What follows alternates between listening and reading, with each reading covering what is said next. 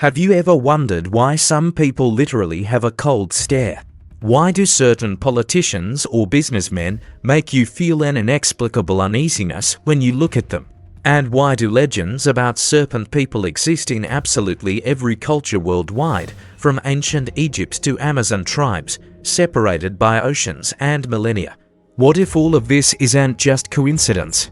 What if myths about dragons and serpent-like gods are distorted historical memories?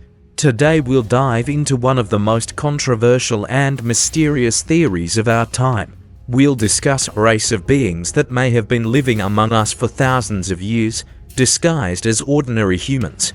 Are you ready to learn the truth about reptilians?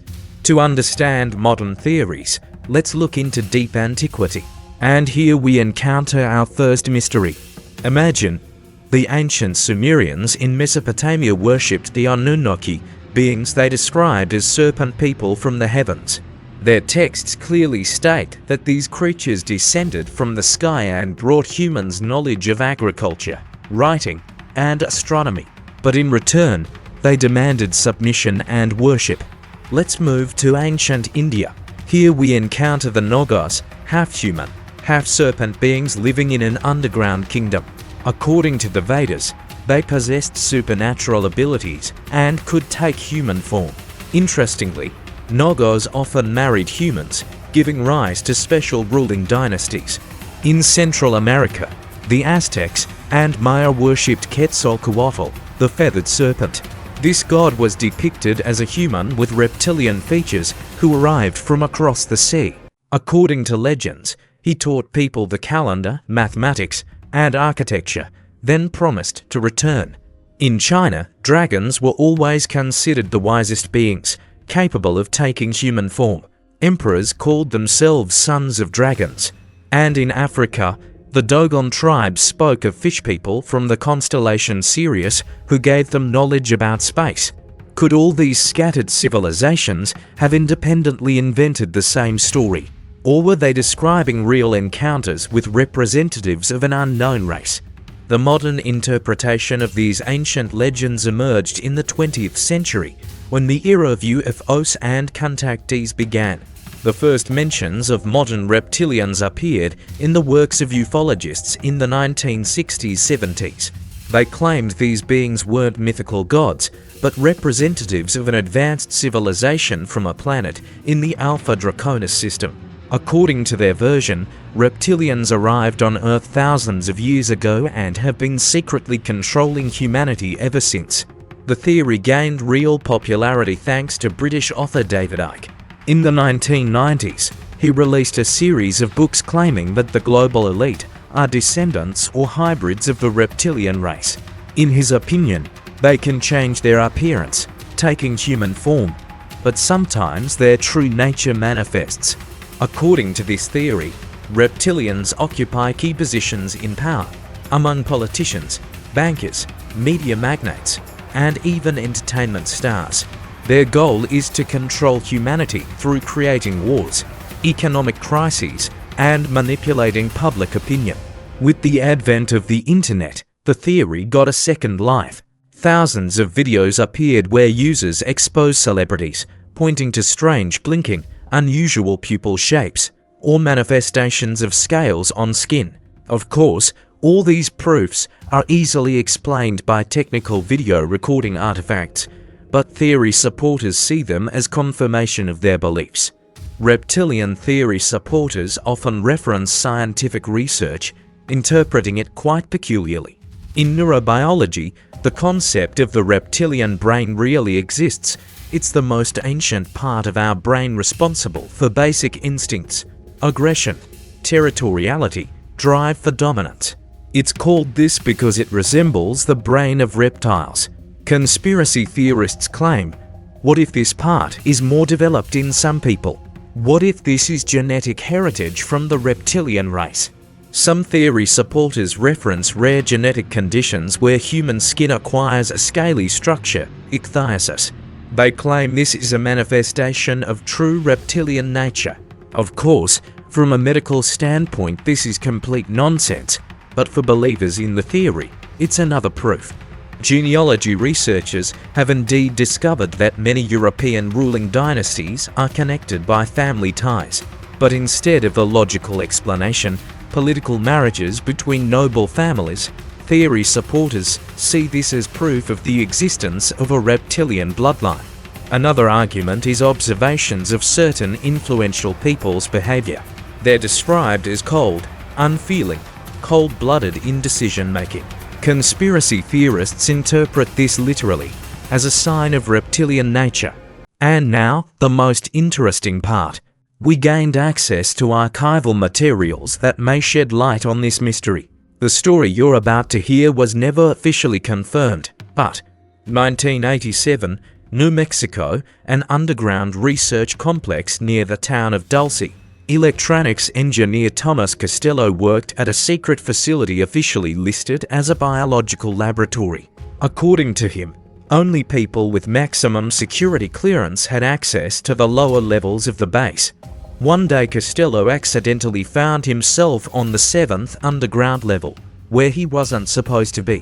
What he saw turned his understanding of reality upside down. According to his description, large cylindrical capsules contained strange creatures, human-reptile hybrids. But the most shocking thing happened when he met one of the base's inhabitants face to face. It was a tall, about 2 meters high, humanoid creature with grey-green scaly skin. The eyes were large, yellow, with vertical pupils like a snake's. Costello claimed the creature looked at him and he felt something scanning his mind. A few days after this incident, the entire 7th level was sealed for technical maintenance.